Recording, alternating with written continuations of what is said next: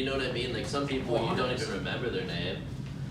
It's just, that person at the restaurant, whatever, that you're super cool with, I mean, you might not remember whatever, you just see them so often, like, you got that face, that's the only thing that matters, their face and their energy, because in the end of the day, like, a name defines someone in a sense, but I feel like in a real sense, like, it's super trivial, because, like, you didn't even get to pick it. I mean, that, like, what does your name give you besides, like, you're a little bit different, but there are other Johns, there are other Wesleys, like, the thing that makes you truly different is, like, you being yourself, like, the personalities that come along with you, and, like, all this shit tied in.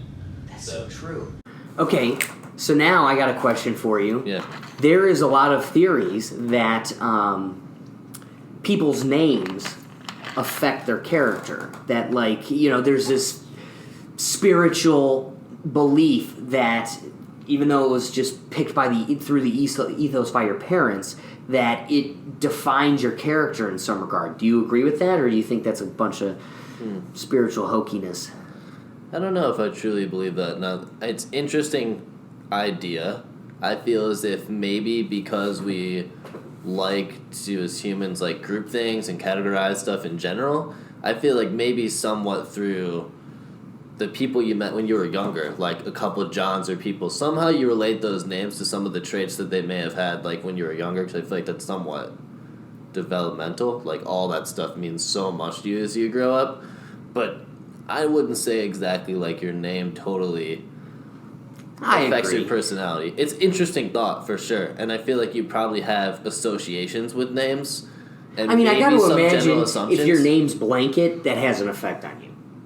Right? Yeah, for sure. I mean, probably not enough to change you too much, but I gotta imagine if you were a John or you were Apple, I mean... True. You're right. I mean, I'm going to the two extremes. You're right, but I didn't even think of it in that sense. In the more extreme sense, like 100%, if you're going to be named Blanket, that might put you in a weirder spot, because people just have that pre-judgmental thing and, like, associations with that shit. When it means nothing, like, it's truly just a name, and that's it represents who you are as a person. Like, everything else under that is what defines that person being named Blanket, or the other person being named Blanket even. You're so right. You're so right. I like that. Yeah. All right, you ready? For sure. Okay. I don't think so. I don't think that's a relevant question. Perfect. I don't think so. This is about our lives. This is about American lives. And it should not be partisan. Science should not be partisan. At some point, the daily drumbeat of depression and terror veers into panic porn. FDR said the only thing we have to fear is fear itself. I think the question is... News sources have to rein it in. I'll be honest with you. I'm kind of retarded. We need the news to calm down and treat us like adults. So I don't normally do the podcast like this. Sure. Ironically, I had a friend do a podcast with me, and he's becoming huge into filming. He filmed a documentary. Do you know Stipe Miocic, the fighter? Out of Cleveland. I'm not big into that. Yeah. So he's a firefighter in Independence. Oh, okay. And he's the best UFC fighter. Sure. And so he did his doc, and he had me switch the setup a bit. Okay. And we did it like a week and a half ago. I still haven't even seen if it's good or not. Like, he's like, I'm going to do all the editing and stuff, which is like my intimate baby. I like for sure. to do it. So I've been sitting here like, I don't even know if this new set shape is going to be good. So we got to try, and I like it because it makes it more like I'm talking to you. For sure. I'm broadcasting to a phone, you know? Like, So, regardless, you ready? Yes. All right. Hey, what's going on, everybody, and thanks for joining me again. Today's special episode is about friendships, and as a result, I brought in the master of friendships himself, my good friend, Wes Cantor. Thank you so much for joining us, man. Yeah, thank you for having me. I love it. So, I brought Wes in, and as I was explaining to him before the podcast, we're at a pivotal point in our lives where friendships when we were young didn't really matter, and friendships when we're old aren't really going to matter. We're at this point at the crack of the bat where the people in your circle and the people you surround yourself with are going to have a significant effect on your ability to prosper, your growth in this world, and where you end up in the future. And Wes has done an incredibly great job, an impressive job, at one, being a truly great friend himself, but also surrounding himself with people who are great friends. And so I kind of brushed over the subject at the beginning because I really wanted to flush it out when we spoke on the podcast, but what do you do when you're in a situation, just to kind of kick off the conversation, you have these friends that you went to high school with and you played football, whatever it was, whatever your life experience was, and you're getting older, you go to college, you start growing into newer relationships, and you start to see what you truly value, and some of those friends either fall by the wayside or they're still there because of the history you have with them. So how do you go about approaching these types of friendships where... How do you evaluate these friendships, one? And two, what do you do when you find that after the evaluation, you come to realize that they're not as good as you initially would have thought? Sometimes like in life, you're led into people and it just naturally, organically happens. People, especially you've had for a long time, you're younger, you're developing yourself. You may not be in the same views as them once you get older. I mean, things may be vastly different. Some people change or, they have those tendencies as a kid. They still keep those same things as they have an adult. And a lot of people mature. Everyone likes to mess around when they're younger. But that makes a big difference. You really have to think in yourself, what defines a friend to you? And what are the most important things that come out of that? And does that person actually fulfill that for you? And some of those things, it's tough to do. I mean, I've had instances myself where just someone it doesn't work out. They're not someone you really want to be around all the time. Luckily in this day of age, because we have social media, you can still say in someone's life, I think everyone's important. I mean, they're only another connection, resource as far as someone they know you for a long time. They're going to have some sort of substantial knowledge with you or some sort of meaning in that aspect. And then two, on a broad beyond that, I mean, the friendship is important and keeping with them is important. But again, they're going to maybe want to help you. You maybe want to help them, and huge with networking. Oh, yeah. All these people are connected, so they may have a resource for you down the road, and you may not be hanging out all the time, talking all the time, but you can stay in their life via Facebook, something, that happy birthday every so often, to go a little bit above and beyond just completely neglecting them as a person. And we have that luxury in this day and age to kind of stay in contact with a lot more people in a way where you can still keep it fresh and not just completely let that friendship disintegrate. No, I really like that, and I think your point really raises something that, I mean, it is interesting in this day and age. You still always have, 1 foot in the door, right? Yeah. I guess no door's truly ever closed. What's funny is there's people that I couldn't stand in high school that over the course of being Facebook or Instagram friends with them for the past 8 years following high school, Yeah. We've all grown. I look back at that thing that I called myself when I was going through puberty at 12 years old, and it's not even the same person. No. So much more juvenile, so much more loud, obnoxious. I get it. And I also see why people didn't like me when I was that person, and I don't blame them. For sure. But I'm no longer that person. And what I'm realizing is there's people that I didn't like when they were during that phase, and I'm growing to appreciate them, and it's only because... I think initially when you're 19 in college, you're like, well, I'm just Facebook friends with them because I want to see where they end up. Sure. But I do think some of them evolve. You're starting to share the same type of perspectives on Facebook and all those types of things that show. But my question for you is this. It's true. We're always in each other's people, at least in a distant cellular way. We're in each other's lives. We orbit each other. Boom. Is a huge way. Yeah. But what do you do? What does it take for for you to kick them out of orbit? For you to cut them off? What does it take? To me, it takes someone who does. I mean, it really comes down to your morals. First off, everyone's going to be different. Something that I would say may not be the same exact reason for somebody else. It comes across to, are they doing something that's just blatantly wrong? I mean, in today's climate, there's a lot of racism and then more things that are pronounced than before because of your either political views and the ways that you want to voice yourself and be strong on your opinions, where people are making themselves their opinions a lot stronger than they used to, in a sense, and a lot more open. another thing that we're talking about with social media is, well, yeah, I may have not hung out with Steve for a while. I used to be friends with him in high school. I now orbit his life because of social media, and then I see, he's saying something that I think may be racist or something that I don't agree with. And you wouldn't even have that concept, you wouldn't have that window if it wasn't a social media as well. So it's interesting in that day and age. It's a cool and positive thing. But then, too, we're interacting with each other more on your opinions, and you're getting a really detailed look into someone's life that way.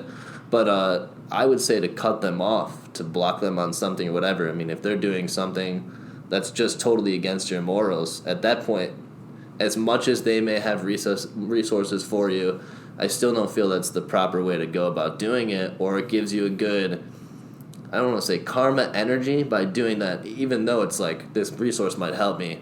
The person behind this, you know what I mean? It's like supporting, for example, like we could use Town Hall. That's a really openly racist, sexist place, and people will go there regardless of it, and just to eat food where you can go to other restaurants too. It's that same concept. You can cut that out of your life, and some people choose not to do it even when that's like put in front of them. No, you're 100% right. For those of you that don't know, Town Hall is a local bar in Cleveland in Ohio City, and they got caught. There was a lot of crazy stuff going on at Town Hall. The owner-manager of Town Hall was allowing a lot of inappropriate conduct to persist in his employee environment, and not only did employees suffer, but also customers did.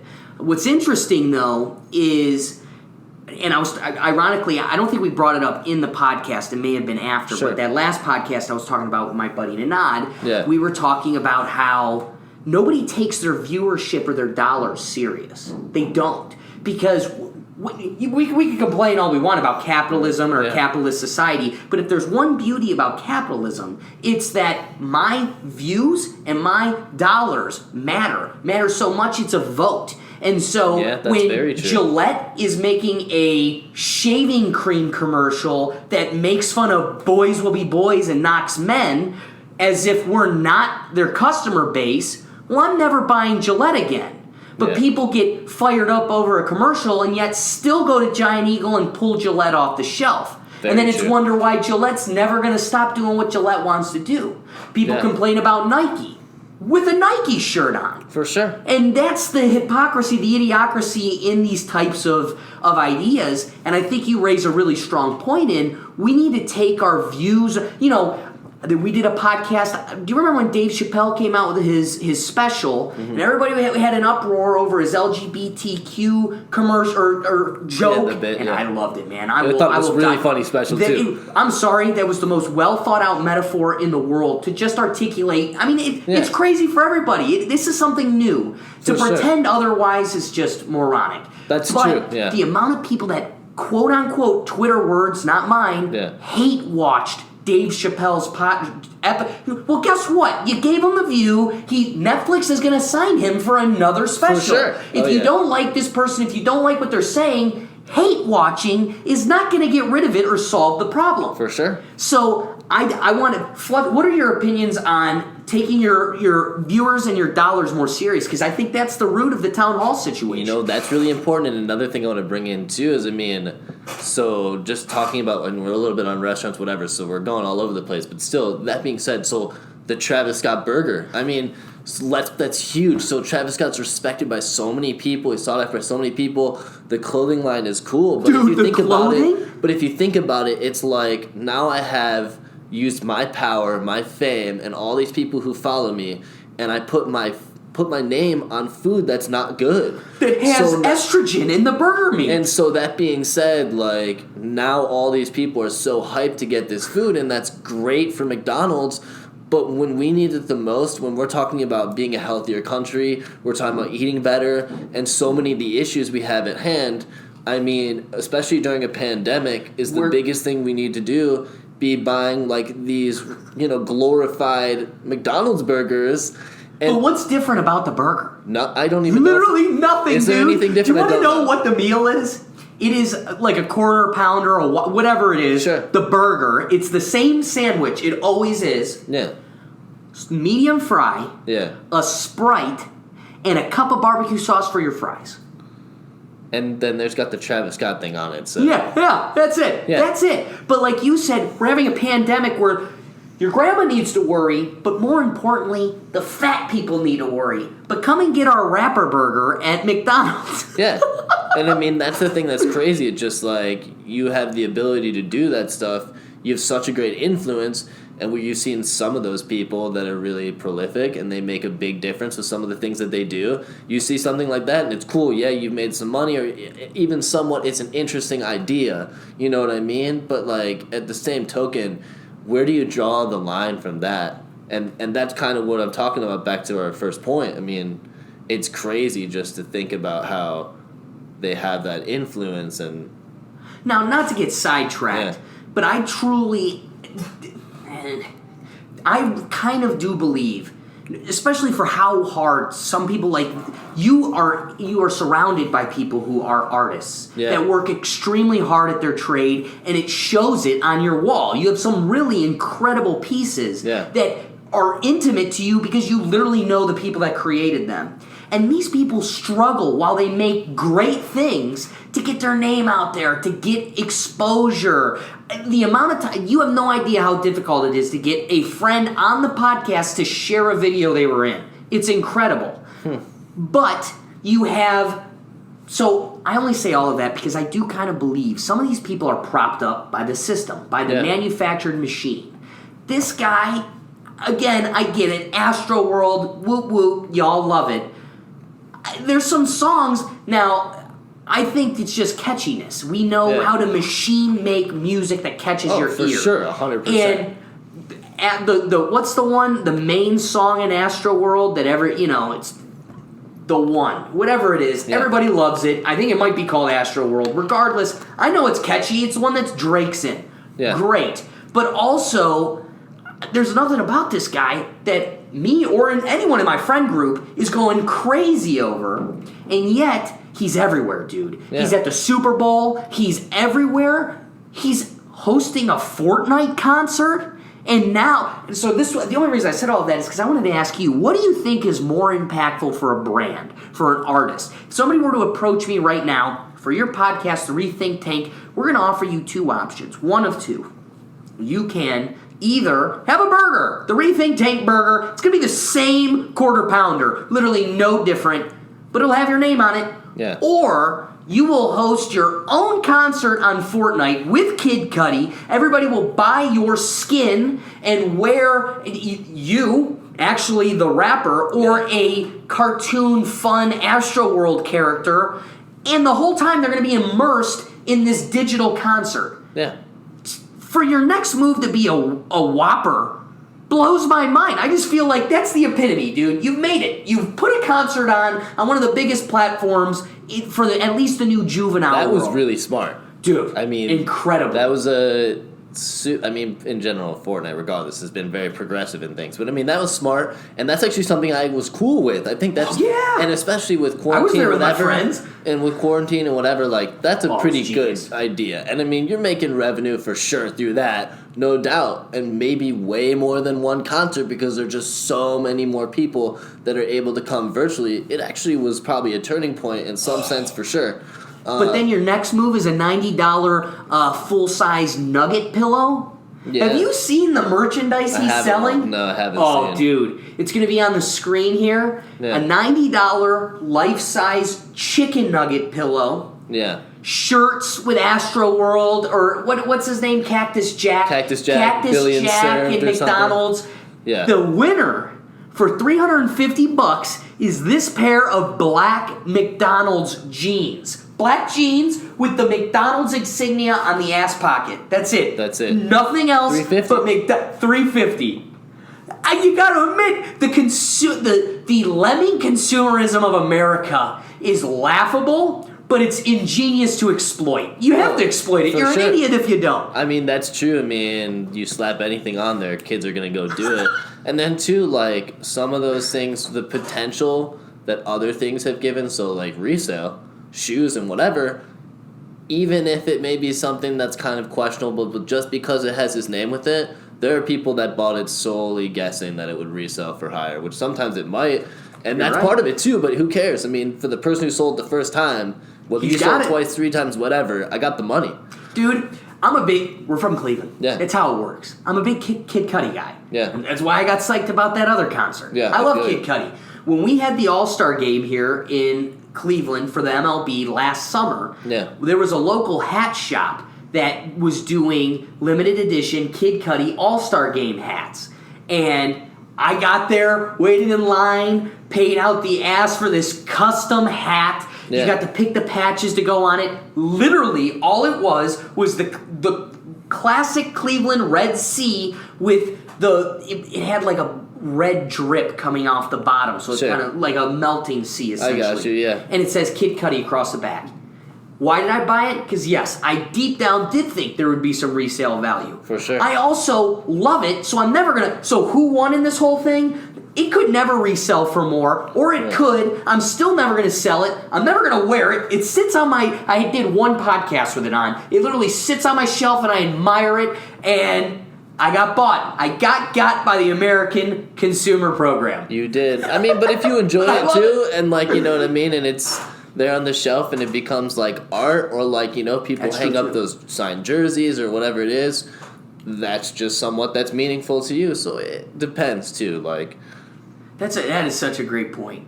So again, we kind of got sidetracked. I know, it's my but bad. again, no, all this is good. what it's. But what's interesting is you vote with your dollar, you vote for your views, Yeah. and McDonald's is sitting there racking it in Yeah. over selling you the same thing they were selling last week. yeah, oh yeah. That is laughable. I mean, it's just shows you how strong marketing is, and then influence. I mean, not to get off topic No, again, but please. like Fire Festival. I mean, that's the biggest example of just using technology and using influence, and people are just so. I mean, they didn't like research it and whatever. People are very apt to accept an idea before truly going anything deeper. I mean, you see it on Facebook, it must be real. Like, my friend posted it, I saw this article, and there may be some parts of it that are real even, some parts not, and maybe the whole thing is BS. So it goes along with that. I mean, people don't judge those ideas or truly think, they just... Dude, we have become, I talk about it on the podcast all the time, we have goldfish syndrome, where we're distracted until the next thing comes, and then this never existed. We totally forget about it, we're on to the next thing. And then we're on to and we just have short-term goldfish syndrome. And what's the most interesting is nobody wants to do their homework. That's kind of the reason I did this podcast is, I'm sorry, but everybody wants to have an opinion without having to do the work to have that opinion. Yeah. And then when you challenge that opinion, they're offended because they are so intimately intertwined with that opinion. Yeah. And what I think is the most intriguing is you have something like Facebook posts a story, people share it because the title says exactly what they want it to say. You know, Trump puts kids in cages. That's awesome. But nobody wants... I just pulled something out of my ass. Yeah. But nobody wants to read that article. And the amount of times where you see somebody, and it happens, conservatives and liberals, they're all guilty of it. You'll post something because the title says exactly what you want. But then when you go... I'll sit there and go, well, this person, I know what they think this says. Now I want to read it. And you read it, and it says blah, blah, blah, blah, blah, nothing, nonsense. And then you get to the end, and it totally contradicts the title in some grandiose way of like, well, this isn't really what we're saying. To break it down, this is really the truth. And it's like, well, wow, if you would have read what you posted, you wouldn't have posted that because I know it contradicts your ideology. Yeah. I think so many people fall victim to that. Oh, for sure. So many. I mean, I really wonder, because I've definitely done it myself, but like, you just go through the news app and you scroll and you'll see like that, and oh, this happened. Well, I didn't read any further, nor did I check another article to make sure that was like truly what it was, or all that information like stacks up to the other article as well. But yeah, I'm sure people do that all the time. See, now, I think you raise a great point. I think I wonder if it's today we're dealing with so much that we feel like we're at a lack of time, right? For and, sure. and a lot of that time is bled by these apps that just suck us in with addiction and clicks and endorphin releases. But at the same time, I think we're exposed to so much. Think about it. Somebody that was living in the 1500s didn't have to deal with the problems of somebody that lived 200 miles away or literally on the other side of a floating rock in space. Yeah. They only worried about their town. So the problems and virtues of our existence are so hyper exposed to us that I think we're just like, I don't have the time. I'm like, when's the last time someone's picked up and read a book? That's why podcasts are taking over. Because, I keep like, hey friend, read this book. It's a great book. You should really read this book. I wanted to do a book club. I can't get people to read the one book I'm suggesting, but I'll get it on audiobook. And even then it's tough for them to do it. Yeah. I think people only want to absorb these types of things in their downtime. I'll do it when I'm working out, or I'll listen to you when I'm in the car. Yeah. But those lulls we're looking to fill. But man, when I'm sitting at the BMV with nothing to do and I'm just scrolling for scroll's sakes, I'm still convincing myself that I don't have any time. And that's true. It's a weird balance. We are hyper aware. We are losing more time than humans have in the past, but also we're wasting a lot of it. How do you combat, dealing with these things that are, Facebook's in big trouble because they were using their users as guinea pigs and realized that the more upsetting I make your news feed, literally to you, the more you interact with the feed.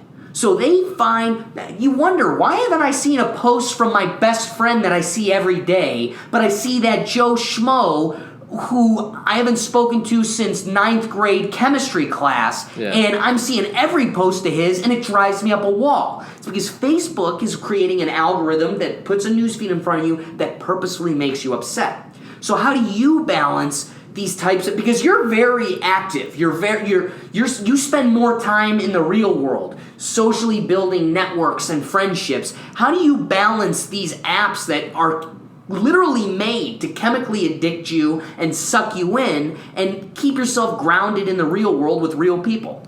For sure. I mean, it gets difficult. Like, we all all grew up with it, but, in our day and age, that's what it's been. And after us, it's even worse. That being said, I mean, there are such positives to those platforms at the same time. And the thing is, you could waste your time on there, but you can also truly make a difference on there as well. And I think it's a double-edged sword. I mean, it's fun to check on, see what's going on, and that's important, and that's almost part of your just downtime and escaping everything else. But it is so constant. It's in so many different ways that you feel tied to either update that yourself, or you check to see what has been updated for whatever different reason. And it's hard to get away from those things. It's hard to ground yourself. It more comes down to finding things that are really important to you in person that bring you away from that. I mean, when you're really engulfed in something, you know what I mean? And it's not something that has to deal with playing this video game that just came out, this new app, or just screwing around on Instagram.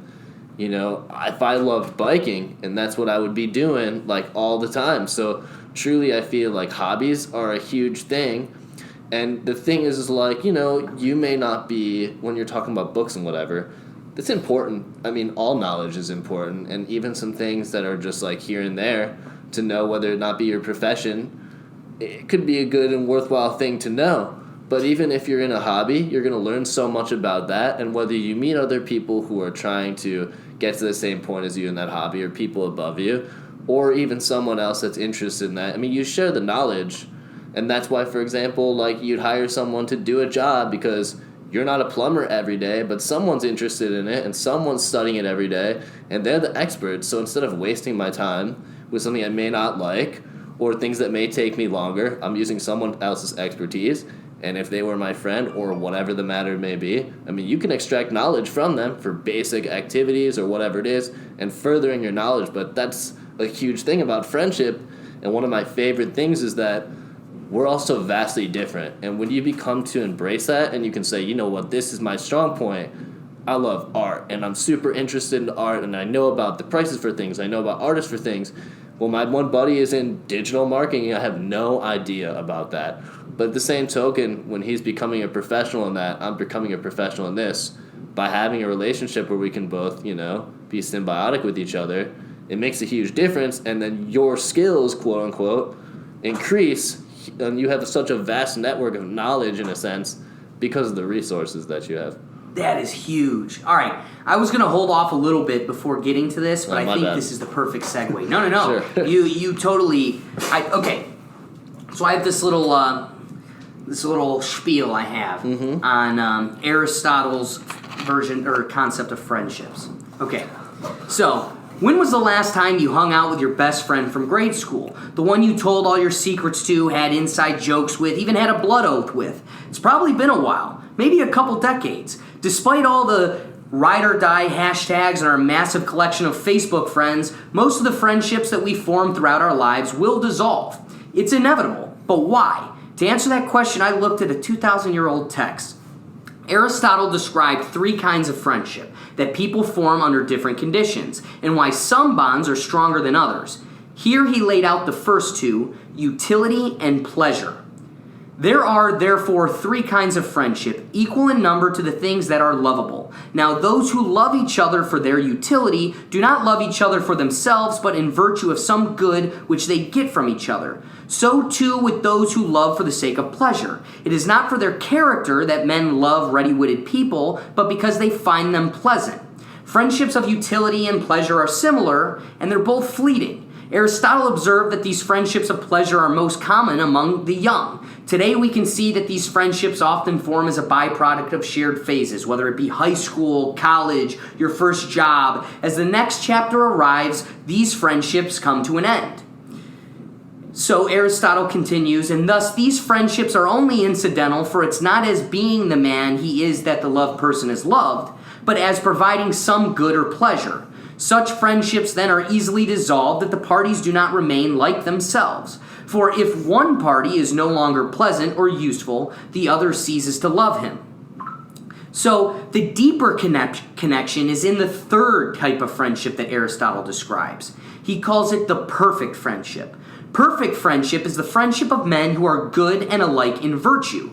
For these wish well alike to each other and in capacity of good, and they are good themselves. Now those who wish well to their friends for their sake are most truly friends, for they do this by reason of own nature and not incidentally.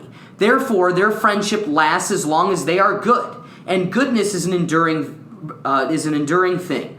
In this kind of friendship, the people themselves and the qualities they represent provide an incentive for the 2 parties to be in each other's lives. These special kinds of friendships aren't based on what someone can do for you or how they make you feel. They simply exist because you value who they are. Maybe you love your friend's dedication to hard work, or perhaps you deeply respect their courage to step up during conflict. Whatever the pleasure and utility you get out of that relationship is only merely a side effect of that love. Perfect friendship is rare, and even Aristotle believed this to be true. So how does this kind of friendship form? With time. Aristotle continues, further, such friendship requires time and familiarity. As the proverb says, men cannot know each other till they have eaten salt together, nor can they admit each other to friendship or be friends till each other has found one another lovable and been trusted by each.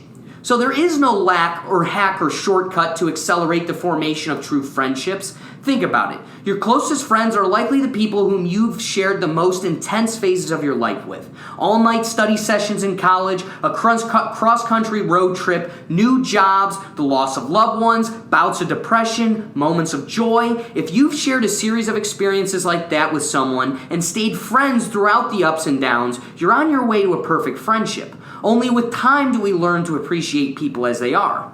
Aristotle writes, those who quickly show the marks of friendship to each other wish to be friends, but are not friends unless they both are lovable and know the fact. For a wish for friendship may arise quickly, but friendship does not. And so finally, if we never venture beyond utility and pleasure, we'll miss the relationships that give us real meaning and happiness. The only way to build these rare friendships, the perfect friendship, is to spend time together, traverse our ups and downs, and learn to value each other as human beings along the way. It won't always be easy, and it won't always work out. But if we commit to valuing virtue over comfort and pleasure, we'll look back at the end of our lives and see the faces of the few people we'll call true friends.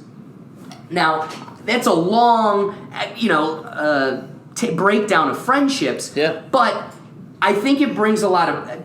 Back to the first point we brought up in the podcast. Yeah. We're at a pivotal point in our life, in our relationship to this reality, and these types of relationships matter. And I find myself in this dichotomy of doing sometimes where, this is, as Kant would say, this is not morally good. Yeah. I recognize that, but it is what I'm doing, and sometimes Sure. I go, well, this person has a lot of value. They'll be able to help me in this regard. And I latch to that friendship. But I also recognize that maybe it blossoms into something greater, but at the moment it's mainly just a friendship of utility and networking. Yeah. So there is this dichotomy of liking someone for the enjoy. I mean, even Aristotle says it isn't good to like someone because of how they make you feel. Yeah. You should like someone because of the virtue of them. And I think you do the best at that. I think you... And again, people write it off as a hippy-dippy, it's an impossible road to travel down, to love everybody. But I don't believe that. I see someone like you and you show the ability to, I don't agree with this person, or this person's very different. But you find ways to connect with them, and you find ways to value just their existence. I mean, they may not give you any pleasure or any utility, and yet you still find a way to value their virtue. So, I know this is long-winded, but I'm curious, what are your thoughts on Aristotle's belief of a perfect friendship? And without it even being articulated to you, it seems as if you've been the best at seeking out these types of perfect friendships. How do you do that, and what kind of has guided you that way? I mean, I totally agree with that whole breakdown of friendship. I mean, there are different ways that you can perceive someone and different reasons that you want them in your life. I definitely believe that even myself, I mean, we see people as of value to you a lot of the time, and that's because you're very concerned on getting ahead. I would say somewhat that's society and also human nature too. You want to make sure that your needs are met. So your survival mode is truly always analyzing your situations to make sure that I'm getting farther ahead so I can always survive. That being said, I mean, I really do agree that that's the biggest part is, when you want someone else to do well just because. A huge statement that came to mind while you were reading that was, don't get jealous, get motivated, because there are always going to be people who are going to be doing better than you. And that might not only be financially, that can be emotionally, that can be physically, because it's definitely rough when you're not in a good financial situation, but depression comes from that. Depression can come from your own corruptive thoughts. Depression could come from the fact that you feel like your body isn't the way that you want it to be physically, whether it be like your stature or some of the skills that you may have. There's a lot of different forms. But that being said, I mean, connecting with someone genuinely and learning from them and using them together to grow, that's what's really cool, and that's what allows you, like we were talking about before, that's what I think changes your life. I mean, I think the fact that you can be so close to people and they're, like I was saying before, they have different interests. I mean, that's where that all comes. That's the byproduct of being with someone that, at least in the end of the day, those things become valid when this person you see is a good person. I mean, going out with my buddies, the fact that, they'll just pay the whole bill, there's no fight, there's no whatever. I mean, that's a regular occurrence. Giving each other advice like, hey, this is a piece of art that's dropping. All 3 or 4 of you should know that. So it's not, I don't want them to know because then it lessens my chances of making money. I'd rather us all do this together, have the same knowledge, and win together. And it becomes a really good environment when you can find those select people. And kind of how you asked how I've even built them, it just becomes a lot of experience. I mean, you find the people that are interested in the same things as you. And when you start to have the real conversations, hey, what's up? How are you? Is cool. But, this is where I want to be in life. I'm interested in, this hobby specifically, whether it be biking or art or whatever it is. When you find someone that connects with you on that level, you have a true connection over something, and you get to see their person because of it. You're going to be spending more time with them. They're going to reveal more of their intimate self to you. And that's what's huge. And so when you find someone who's, you know what? They're always nice to the waiter. They're really nice on the phone. They're genuinely good people.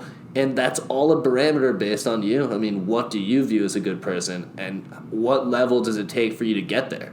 I mean, how good of a person are you until you really become what you consider one is another thing, too. I mean, it's going to be different for everybody. Right. But that's the biggest thing is just finding out people's morals, seeing them in the world, because you could say anything. I mean, I could be saying anything right now, but to go out and, like you've said, and you've brought me here from being your friend, you've got to see and look at and say, hey, you know, Wesley may have said this, this, and this, or we may interact this way. I wonder what's beyond that, because me and you are cool. Me and you connect. And you know what? I don't get along with everybody. And I can't say that I don't judge people sometimes, because we all do. We're humans. But that being said, like, that's huge. I mean, you get to really look and see someone over a long period of time, make those actions and truly go through with what they say and who they say they are, and that's what makes their difference. I mean, you could fake one thing for a night or a little bit, but you'll start to see those trends in someone's personality. I mean, you are who you are, and that's going to come out at some point. You know what I mean? So It's true. Yeah. No, that's a great point. And so my you hammered it at earlier on in the podcast, and you really flushed it out.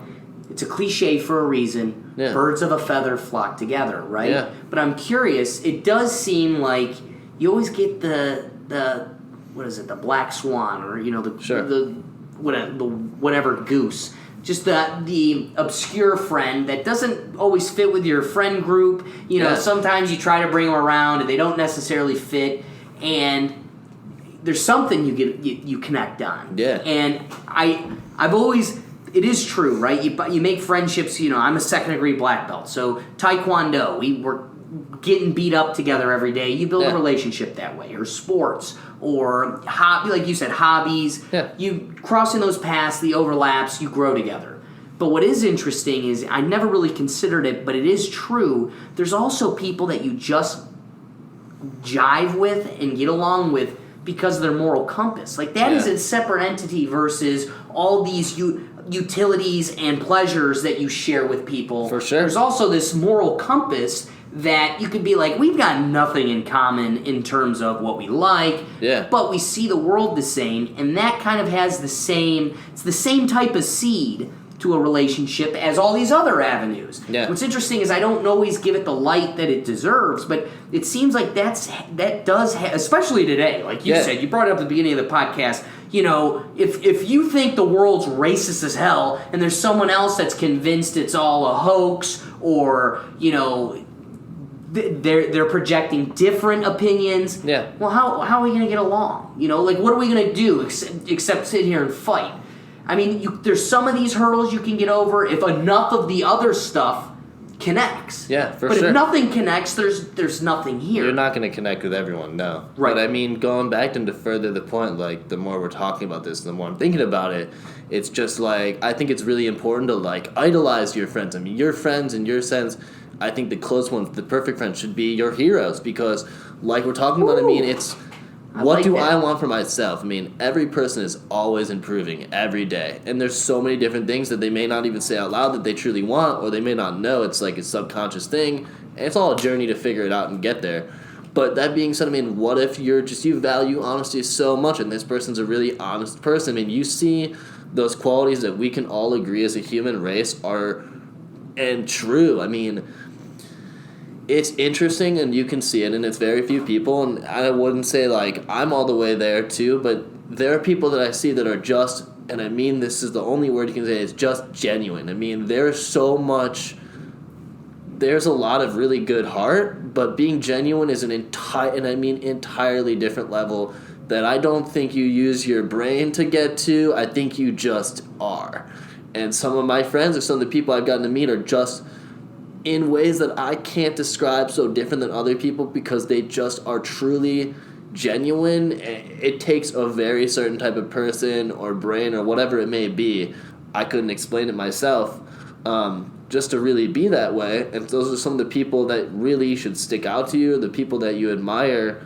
I mean, those people are going to create the perfect friendships, because you're looking to be with someone who's going to actually give you Themselves. The true self. a real level of like a person and like just honesty and all those other things.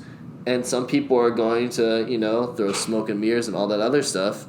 And two, it's just another. I mean, they might not accept everyone else. Those people who seem to be so genuine, there may be things that make them upset or they may not like about the other person. But I've seen a lot of just like pure acceptance, which is huge. And I mean, you see the people out there doing amazing things in the world, volunteer stuff, changing lives, using their money. I mean, just those types of things and just pure acceptance is just a really crazy thing. But I think that's really what I look for more in a perfect friend or a perfect scenario, that is someone that just I see has those really true, authentic, where it's proven that they're that good person, and whatever that may be, for me it's something different than someone else. So I completely agree with you, and tell me if I'm articulating this right. No, you're good. But I feel like the character trait of genuine, something that I would say this person is genuine, means that they don't guard themselves. We had a conversation before the podcast of why I took on this project by myself. I started with someone else. We would have the same conversations, and the second that camera went on, he would totally be a different opinion. Yeah. And the only reason we stopped was because I felt like I was being, why am I wearing my heart on my sleeve, taking, the brunt of, like we said, sometimes the best way to get what's right or any progress is to have these uncomfortable conversations. For sure. And I'm out here having an uncomfortable conversation by myself, taking all the heat, the bullets, and you took cover. Yeah. And so I feel the way I would define that character trait, and if how I interpreted it, is somebody, no matter what their opinion could be Trump's great or Trump's terrible, but they're real to themselves. They're not, well, Trump's a jerk when he's around some people, and Trump's the man when he's around another group. Yeah. Those are the phonies. And there's a kid in our fraternity that I've watched it. He was everybody's favorite because he was the frat dog, and everybody loved him because he was just so innocent and silly and kind of an idiot. But then we started to realize, you just pander to you want to be in every pocket, every group of friends. So we don't even know the real you, because you're pretending to be this person with these people, this person with, and so we're seeing through it, and now we don't know what you are. You're like I don't know if you've watched the show The Boys, but you're like translucent. You don't even really exist to us. You're just completely invisible, and I don't know what the real you looks like.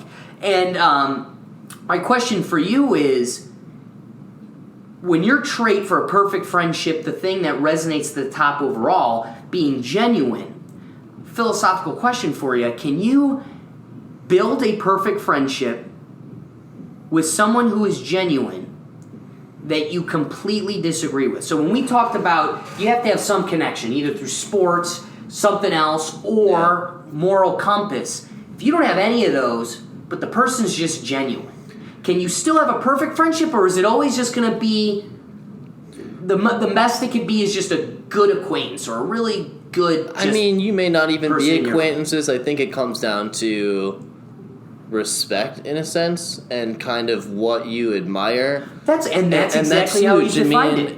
Everyone's different, and you may not even connect with those people. And that's the thing is, like, can I truly be friends with someone who does things that are so against my moral compass? No. But at the same token, as much as there may be some bad things, they may have some positive attributes that I can admire or respect. I mean, in a certain sense, and this is so, but like, in a certain sense, you could respect someone who committed a murder because there's so many other elements to them. And I know they're that's mostly like peaceful, really crass, but at the same token, without twisting that, I mean, yeah, there's a horrible thing and there's horrible sides to them, but every person, I'm saying, no matter where they are, I mean, they're going to have some things that you can admire or respect. There may be someone who doesn't, you know what I mean? We can't cross out all the odds. Right. But most likely, every person of some sense, I mean, they come from somewhere different, and they not being on the same level as you, but if they value family like you value family, and that's what's really important to them, all those other things that connect with you, I mean, you're still going to have some sort of respect, some sort of feeling towards them. You may not totally like them all the way. But No, but that's a perfect point. But now I just want to push that. You said one thing at the end, but you may not like them all the way. So I think that does answer the question of it may never reach the level of a perfect friend. No, I don't think it could. I don't think it could. Boom. So the element to a perfect friend is there still has to be some, like you said, when you say you share the opinion of family or whatever, that is still something. Oh, for and so sure. you need to have that type of intimate connection, whether it be football, suffering together, or whether it be going and, doing violin practice every day, or we just both value family overall. Yeah. That's what it takes. No, you're fine. I also think you make a great point.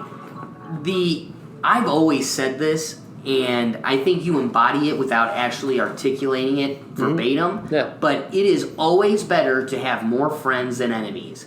And For so, growing up, my parents, I was very close with my parents. I would vent to them like, so-and-so did this. And they did a lot better at holding grudges for me than I did. They'd be like, who are you hanging out with so-and-so again? They did this to you. And they'd always remind me, like, ugh. And, it was this battle of like, well, I need to be able to choose my own friends, but also I need to have a backbone, and mom and dad are probably right. I can't let people walk all over me. For sure. So it's been this internal battle of stick up for yourself, be a man and stand up, but also, why do I need to make, like, there's times at the store, they take your parking space, or they cut you in line, or people just being assholes, and it's life. That happens everywhere. It's happening all day. When you let that affect your world, when you choose to make an enemy of someone, I think you're part of the culprit too. Do you agree? I feel like you have a duty to not let people walk all over yourself, but you can always choose to put more good in the world than bad. That's true. I mean, some people, and it affects them so much. It's a balance. I mean, was it the right person for them to do to cut you in line? No, but for your own mental health too. For the next 10 minutes. I mean, you're going to make yourself more stressed. But that's the thing. That's really natural. I mean, I do that stuff all the time. Right. But it's crazy to think about, like, my dad would always tell me all the time, and I'd get in arguments with my mom, and he would say, she will never change, but you can. And that's huge. I mean, if you change the way that you react to her, what can she do, and how will you feel? And so instead of getting so mad at whatever she said, whatever she did, I mean, she's going to do it. She'll probably do it again. So what's my point? I mean, I'm either going to cause myself stress that really does, like, affect your health as much as we don't really think about that stuff, but those, like, culmination of stress all the time, and those little things are so unnecessary. How much you could have saved yourself emotionally too, and with just like your capacity for the day. I mean, you wear yourself out for that 10 minutes that you're upset. I mean, that made a big difference on like how tired you are, or how much mental capacity you have to deal with something else later in the day when you really didn't have to do that. So it's interesting for sure, but I mean, that's huge, is not letting that stuff bother you. No, dude, you nailed it. And even to double down on it more, I experience it, with friends or fraternity brothers where we don't get along anymore, and now they know we're not friends. So now it's like a divorced couple. They got to choose, well, we're getting the gang together, we're going to choose this friend. We can't have you both together. And it's like, so not only is it barring you from actual other fruitful relationships, but then also now it's taking like you said, it's taking a toll in your head. They're taking up real estate in your head as you are going, oh my God, they're over there. And now you have to physically, literally go to the other side of the room, or evade them, or unfollow them. All of these things, it's taking up real estate in your head. It's taking energy from you, and it's volatile energy. I get back to the spiritual. I really think a lot of this world is energies, and surrounding yourself with the right type of energy and the right type of people. And that is, I believe, cultivating a volatile energy in yourself, and you're choosing to light that flame. It's really funny, and just in a general concept, but like, on any level, I think it's crazy, but it sounds cool on paper, but freedom is like the most difficult thing to do, because making your own choices is hard. Yeah. And like we're talking about, I mean, I could say that and someone could see this on this podcast, but we're so autonomous. I mean, making a real change is super difficult. Even if something you're like, man, really got to stop that habit. It sucks, and it's making a difference on me that's negative. But to really stop it, you may have said that many times in your life until you actually really do it, or you never do it at all. But it's pretty crazy. I mean, we just stick to those things. It's really difficult to make such a drastic, even simple decision, I feel like sometimes, by just stopping those things or giving yourself a second to think if someone cut you off, whatever. It's definitely interesting. No, it's huge, and I think it. But again, it's an exercise that you need to take on. You can't expect the world to do it for you or the environment to change for you. You have your own. You got to do that. No, you're fine, dude. You have your own ability to choose, and that's what the beauty of it is, and that's why it's so cool, but also so difficult. But it's funny. I mean, on paper, it's like, if I could do whatever I want to, which technically, in a certain sense, beyond the laws we can, that's still a really difficult concept for people to be like, man, I didn't choose the job I want to do. I didn't know what I want. I don't know what I want to do when I get older, and I feel like that's some of society. But it's wild. I mean, choice is hard, and making the changes based off those choices or to make the choice in the first place is really hard as well. Yeah, even harder. Okay, so wrapping up our final thoughts, what would you, if you could, I mean, we had a nice long hour conversation. Yeah. So if you could boil down the conversation and give somebody advice in approaching friendships, whether cultivating them, keeping them, or growing them, what would you say is probably the most important thing to look for, or you as an individual to exercise? I think just being authentic to yourself is huge. I mean, you're going to find people who are closest to you and whatever interests you. Another thing we were talking about a little bit, just to kind of go back, is when you were talking about what's different than someone who's different than your friend group. I mean, you may have things that you're interested in that your general friend group may not accept.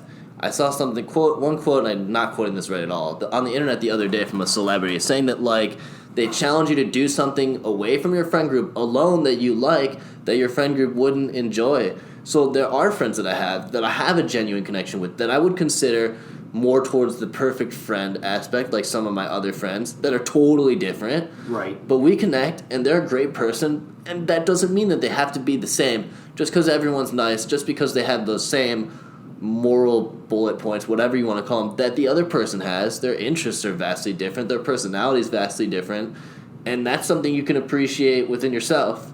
So that's huge for me. There definitely is different types of people, but you connect through all the things that make you you, and in regards to whatever hobby or whatever that you're interested in, there's going to be bad people in that, but you're going to be able to weed them out. When you get past the superficial, I wouldn't say it's superficial, but we like biking, but then when you get to hang out with that person because we like biking, and now we're with some other people, and maybe Joe is kind of an unlikable guy, and that your friend made fun of Joe, something you wouldn't be in line with, even if you weren't the biggest fan of him type of thing. You get to see people for who they truly are. And that's what it is with the time. You got to connect it over this. We've created a level of where we're being interested in each other, and that way we're going to do more things so I can prove to trust you, you can prove to trust me, all those different things. But that's where it really stems from, is just seeing them in their natural state of doing the normal flow of life. And people just literally reveal themselves as they are, and that's what you need to see. You need to listen to what they say, but people love to project who they are. And really crazy. If you think about bios, so I went on your Instagram and it says hiking and whatever. Well, if you were really all that, then when I saw you and I met you and I looked at you, I would see it. Yeah. You don't need to tell me that you like hiking. You don't need to shove that through. So I think bios are a really interesting concept in this world, because you're projecting what you think you want everyone to know you as, or what you really are, instead of just literally being. And you literally being is going to be the biggest thing. So I got to ask you one last question then. How often, if at all, do you think our projections of who we are in our bios relate to who we really are? So we see ourselves in a mirror, right? Sure. This is a metaphorical concept. Sure. I learned recently that we see ourselves in a mirror all day, every day. That's the only way we have interacted with our existence, if not through a picture. And I was reading that if you were to see your own face through someone else's eyes, you wouldn't recognize yourself. You'd walk right past yourself as if you never even seen that person before in your life. And it's someone you see with your own eyes every day. Yeah. So that is just the perfect metaphor of I'm living in my own reality of what I think people see. I may look at myself in the mirror and go, I really don't like that about myself. And people may never see it. Yeah, or there's something that I love about myself. Man, my hair looks good today. And when somebody's looking at me, they're like, God, he needs a haircut. Yeah. So it's sure. And I think that's a perfect metaphor for the point you raised of like. And now I got to ask you. I want to hear your thoughts on it. But how often do you think, if at all, someone's bio reflects their true character, or is it their projection of what they want to be? It can be a little mixture of both. I mean, some people are truly authentic, and if you're making a profile, it kind of has to highlight what you're interested in. And you don't have to base it off things that you really like. Some people are not authentic, so they'll smudge that a little bit just to like add whatever and make themselves seem something a little bit different online. But I don't know. That's a really difficult question because I'm sure there's a decent amount of people who, talk a bigger game than they truly have, but at the same token, it really comes down to knowing the person and seeing what they're really like. And some people, depends how they use social media too. I mean, you can somewhat see when people are really trying hard to portray something, or you can see one that seems a little more genuine because it seems as someone's advertising. You know what I mean? No, I know exactly. I looked really good in this good position when I went on this trip to Bali, right. Rather than just a pretty casual picture because you didn't think of the thought like, oh, I'm going to post this and people are going to like it. I post this because this is part of my life. And I have fun. This is what happened and this was fun. Like, this was something I'm documenting. It's really interesting. It can be a way of documenting yourself, but then when it becomes crossing the line of like advertising yourself in a sense, that's where it becomes really different or not genuine. That's it. This whole conversation has really boiled down to being genuine. And, pretty much. And I do really appreciate that concept you raised. So, Wes, I couldn't thank you enough for coming. I know as soon as you went to... But thank you. Yeah, no, this thank was you a so much. blast. This was fun. I've learned a lot. I think the audience will too. Yeah, this is cool. As we wrap up, guys, moving forward, I announced it in the last episode that I haven't been able to release yet. But we officially have the Rethink Tank website. So you can go to www.rethinktankpodcast.com and you'll have everything there. It's a one-stop shop for all the merchandise, but also podcasts will all be there, so you don't have to go to the YouTube page. All my Instagram posts, everything, Rethink Tank can be found there. But also, go ahead and subscribe to us on YouTube, like us on Facebook, follow us on Twitter, and we'll catch you again next time. Wes, I can't thank you enough for coming. Yeah, thank you so much for having me. This was a blast. I'm getting you here again. For sure. All right, guys. To do that. Thank you, brother. Yeah. And we'll catch you next time. See you guys. Peace.